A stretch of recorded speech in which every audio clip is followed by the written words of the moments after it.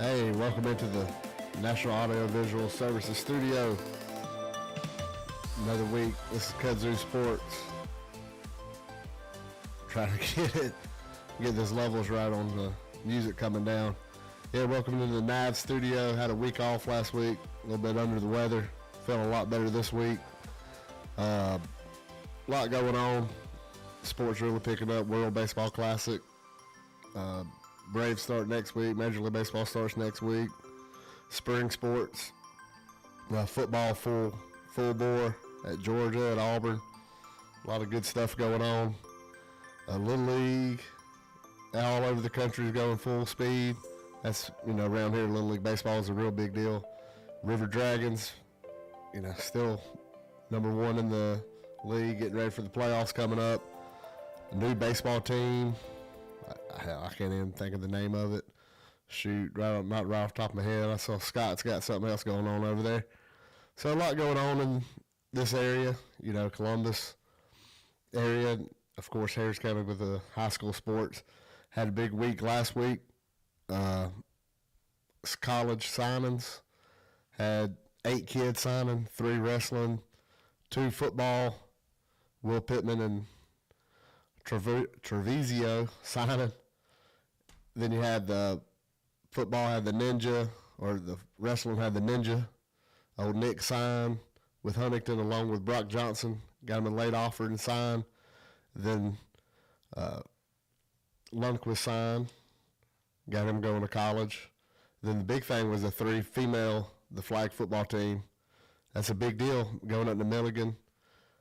Got Jason Witten's brothers coaching the flag football team up at Milligan University. So the first 3 Harris County flag football girls to sign college scholarships. That's a fast-growing sport, and it's growing so quick. There's a local school is getting it, I've heard. I don't know how true it is, but I heard up at West Point University Point University maybe getting flag football. I haven't heard for sure, but that'd be a big deal. If somebody locally would get it, would be a really big deal. But yeah, Worley, Camp, Johnson, Destiny Johnson's 3 great athletes for the flag football team. Coach Moss has, had them playing in Atlanta. So played for the state championship, been deep in the playoffs all 3 years. It's only a 3-year-old program. But, man, how fast it's growing. And, let's face it, in Harris County, female sports, softball last year, not just with the high school, but in general, softball dominated everything at the Harris County Little League. And so for the high school team making it to the championship against Northside right down the road, that was no surprise. That's no surprise. The talent in Harris County is there in all sports, but female sports is going. I mean, you saw the basketball team had a playoff run this year, the girls basketball team. Softball is going to be dominant for years, the way it's built. I mean, you don't accidentally win at the age level that it was winning at last year. I mean, from coach pitch, first place in the gold bracket, first place in the silver bracket, District 8 champions 10U, District 8 champions 12U, state champions with 10U. I mean, then the high school team made the Final Four. High school team made the state championship. That's not an accident. That's and then you compound that on the flag football team, quarterfinals, flag football team, the finals, making it to Atlanta. That's a big deal, and it's only getting better in my opinion. And flag football, as it grows statewide, nationwide, really, Harris County is going to get better. The middle school had a team last year. That's going to make the high school team, because 3 years ago, when the 3 girls that just signed with college, they had no idea about flag football. So they just started playing. So you're looking at it now is it's just another sport that's going to grow. It's another sport that the indoor facility is going to help. And do I see, major colleges having flag football? No, it'll probably be a club sport for a while. But, who knows down the road? Who knows? If you have to replace the sport now because there's so many, then with Title IX, for a college to pick up a sport, you got to drop a, there's just all kind of craziness got to go on. But it could happen. You could see bigger colleges take it in if it got big enough, but I don't see it really soon, but I do see, possibly happening. But yeah, so the 8 kids signing, that was a big deal. And really and truly, it's just, been a great week athletically for Harris County. I do feel, I need to say something as far as the tragedy that's happened in the county. It's a community that's really tight. When you have a kid in the county, I have one that goes to school with these kids, and when something happens, like over the weekend, when you lose a kid, it hits home. Whether your daughter or son's friends with that kid or not, you are around them. Coaching in the county, umpiring in the county, I've been around these kids a lot. When you see pictures of, kids growing up with another kid that was involved in the tragedy, it does hit home. And it has kind of been a somber day, since yesterday, since the news got out. Your heart breaks for the entire county because you think about the kids. There's, 6th graders don't need to be going through, 7th graders, 5th graders, they don't need to go through this kind of stuff. So, I mean, as much as it's unimaginable to think about what the family's going through, but then you think about what, a 12-year-old trying to put together what's going on. It takes a lot, and it does kind of take away from sports a little bit. The funeral for the young guy is next Monday. I know Harris County Little League has canceled all games and practice for Monday. Everything's been canceled in honor of the family. So, just little Colin Henson, we're thinking about you, and, it's kind of hard to just focus on sports when you got that stuff going on. I know Waverly Hall coaches, Coach Seymour, I've known Jamie for a few years, and we're pretty close. And I know he coached Colin multiple sports, and Jamie's a big football guy, and Colin was a really good football player. The Collies is a family that I respect a lot. I saw Miss Sheila, posting things about it. And, you get close to these families, especially with Kudzu. I got close to, like, the Collies, and you hurt for them. You hurt for everybody. So, like I said, I just kind of feel amiss if I didn't speak on it. I don't want to go too much into it, and I'm going to try to talk other sports, but I don't want to feel like I was ignoring, the elephant in the room. That, we did have a tragedy happen in the county, and as a community, we're going to wrap our arms around each other and get through it. And like I said, you can't segue to a sport. I'll just go ahead and segue into saying we are, this week we're in the every week we're in the National Audio Visual Services Studio. Great service. You get anything you need. If you want to hear it or you want to see it, you want to record it, get with Knives. A lot of work at Fort Benning. I think we can still call it Fort Benning. I'm going to probably call it Fort Benning for a long, long time. So we still have, Fort Benning had, every time you see one of them press conferences or any kind of PowerPoint thing they got going on, pretty good chance that Alex put it on because he does really good work. He's done some work at Cascade Hills, some of their services they had, the Brent Purvis stuff. A lot of that stuff I see that he done. Just great work. There's nobody that's going to outwork Alex Thompson. So if you want to get some stuff done, that's the people to call. It's going to get done fast. It's going to get done right. And by far, like I said, nobody's going to outwork Alex, and ain't nobody going to outfish him. That's 100% true, because if he ain't wiring up a building, if he ain't running camera and doing all kind of his technology wizardry that he does, you can bet he's on a boat, probably this center console with Jacob and Lee, and they're snagging in some fish. Or if his work is video in the tight line and more stuff out on a boat. So that guy's always out on a boat working, and love him to death. But yeah, so regular football, let's talk some Auburn. Got going on. Had their pro day yesterday. Cam Newton, surprise, surprise, was in there working out with the kids, which I call them kids, with the guys going pro. Derek Hall is probably the one guy from Auburn. I know a lot of people looking forward to seeing Tank in the NFL. But, I just be honest with you, I like Derek Hall. I think he's going to be a great NFL player. Probably move to a linebacker. He is, long, but maybe too small to be on the defensive line. I can see him moving up to linebacker and being, a really good NFL player. He's a great kid. He has a lot of heart, a lot of hustle, and really good football instincts. Football IQ is really high. Other guys that I was kind of impressed with at Pro Day, Owen Popo, or not just at Pro Day, but being pro. Owen Popo, of course, from up the road. I think he's going to have a good NFL career. I don't know about Colby Wooten. I'm not really sold on him being as good an NFL player, but you never know. I mean, NFL GMs are paid millions and they don't know. They bomb on the draft half the time anyway. More often than not, you're going to fail on your draft pick. I mean, how many guys can't miss, Jamarcus Russell, and then they ain't worth a crap when they get up there. Cam Newton working out. He thinks there's NFL jobs passing. He ain't good enough to start in the NFL. He wasn't good enough a couple of years ago with the Patriots. It was just past your prime, kid. You got to move on. I hate it for Cam on that. It's nobody wants to admit we can't do something. I face it on a smaller extent with stuff every day. I think everybody does to an extent. But, hey, he's got to realize that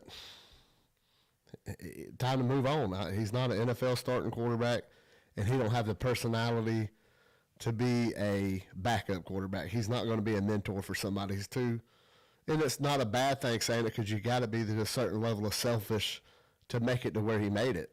Being a selfish player don't always mean it's a horrible – downgrade him. He's too selfish to be that backup quarterback. He's not going to – he showed with the Patriots with Mac Jones, he's not going to be that guy. And the Falcons saw it with Mariota last year. He didn't win the starting job and automatically wants to get out. That's not going to cut it. So, Cam being at the Pro Day, last year I went over to the Auburn Pro Day, me and Chance, and it was fun. We decided, we weren't going to go this year.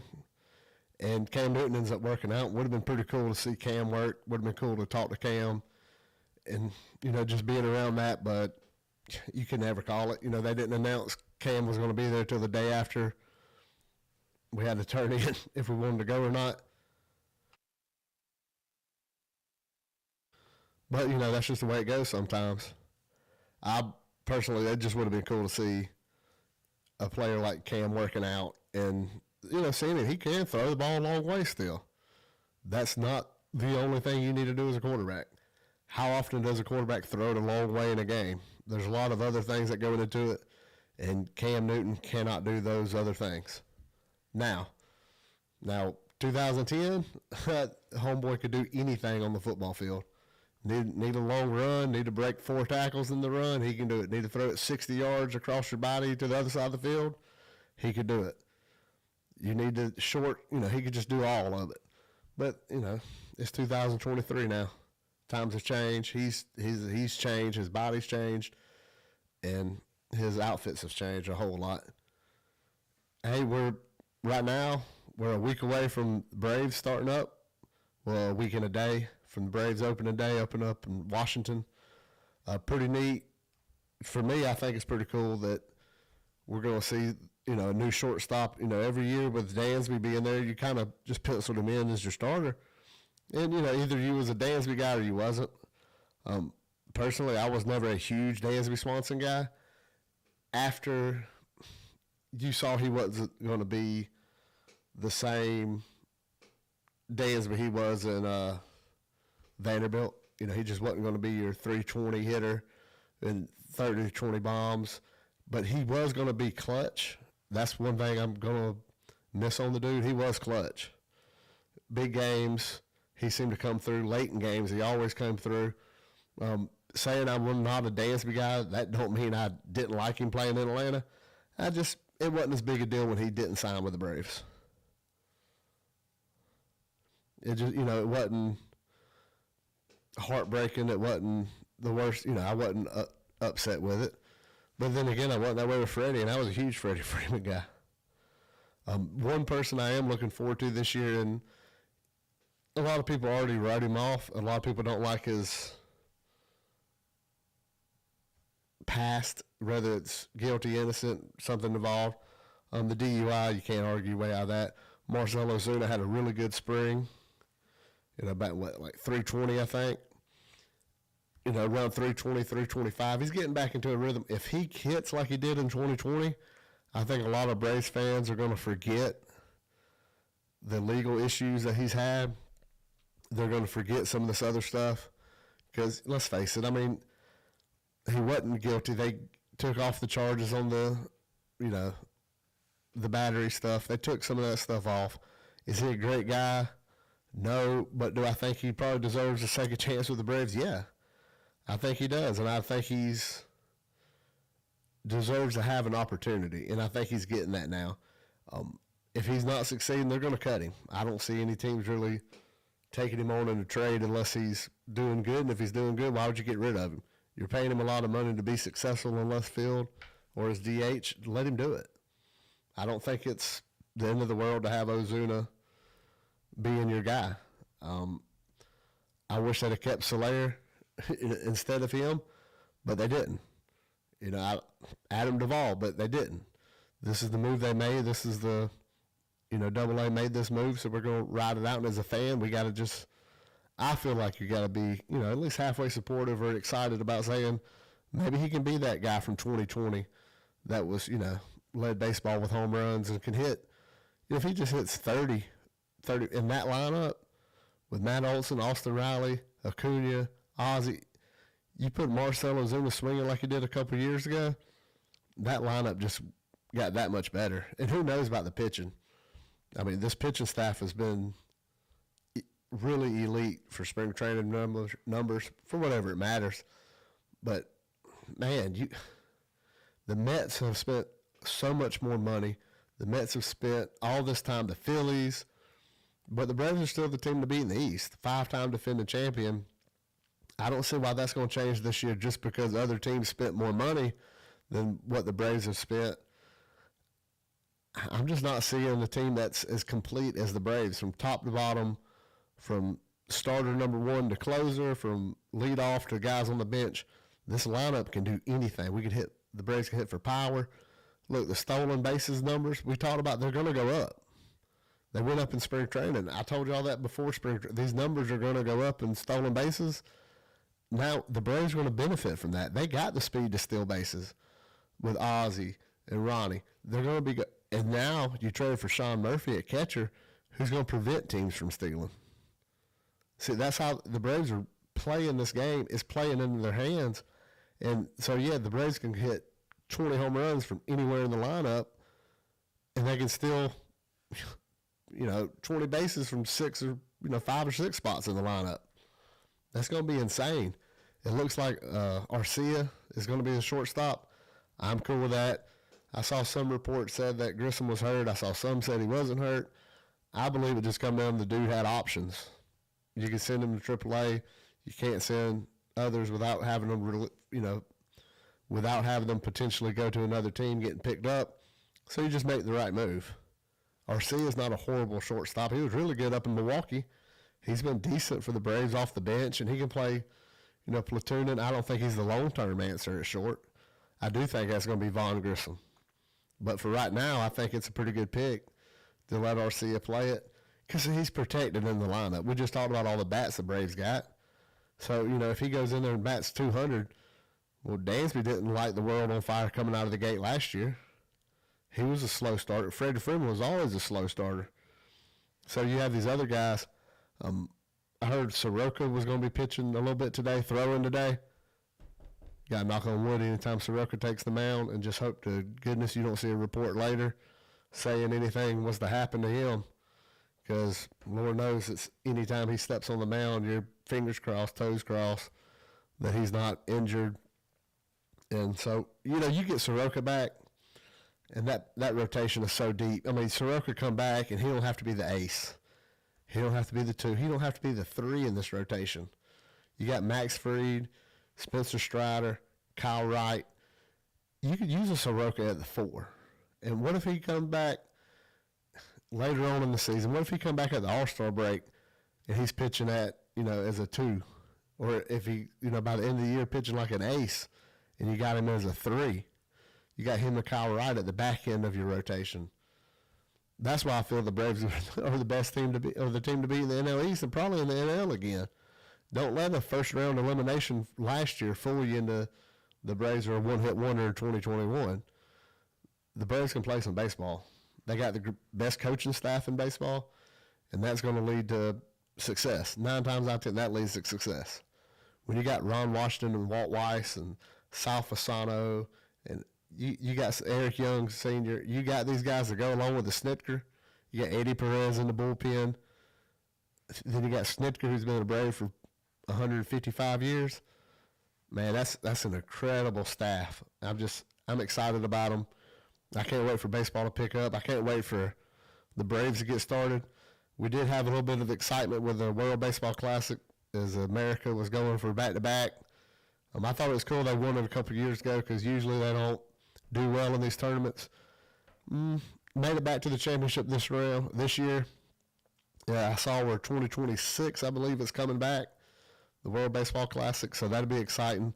I hope more American pitchers get on board, although I understand not having them with pitch count numbers and wanting to pitch with your catcher and get them relationships going. But if the Team USA pitching staff would match the lineup that they brought to the tournament, that would be just a cakewalk for the Team USA. But with the pitching staff that Team USA had, it wasn't a murderous row of pitchers that they were throwing out there each inning. And, as a head coach, you look at Mark DeRosa. You're talking about a coaching staff. Had Brian McCann and King Griffey Jr. and Jerry Manuel on that coaching staff. But you just look at Mark DeRosa. What do you do as a manager when you get this batting lineup, then they give you this pitching, and then they say, hey, not only are you handcuffed with who you got, they can only pitch this many innings in this situation for this long and this many days off, like you would in Little League and high school, Bobby Howard. You see all that stuff for your pitch count and all that stuff, and it's a big deal. You got to meet it, and you're not just trying to follow World Baseball Classic rules. You also got rules from his club, his ball team.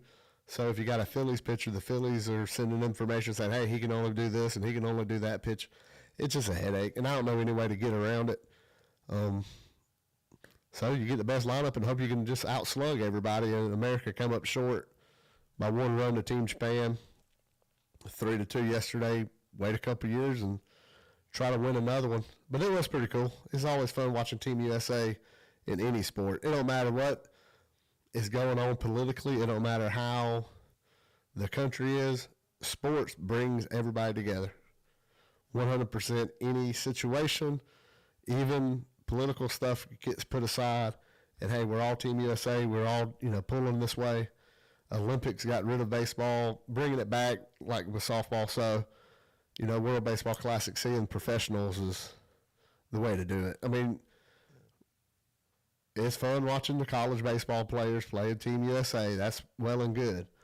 But watching the guys that you watch on a regular basis do it, you watching a Mike Trout who come up short every time he come up to bat in big situations, but watching Trey Turner just turn it on and get big hit after big hit on the big stage, that's cool. That's fun to watch.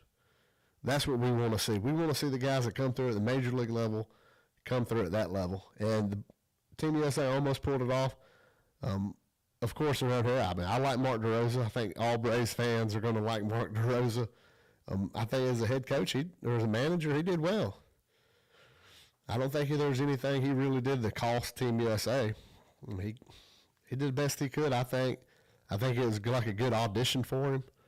And I do believe, if the Braves would have made a move, that was going to be their guy. It still could be when Snitker steps down, because for the Braves, you can't get rid of Brian Snitker. I know a lot of fans give him a hard time, but that's every coach in America in every sport that don't win every game. You're going to catch a bunch of crap from people saying, this or that about what you should have done, could have done, and all that good stuff. But, yeah, it's baseball starting up next week. We'll be in there next Wednesday.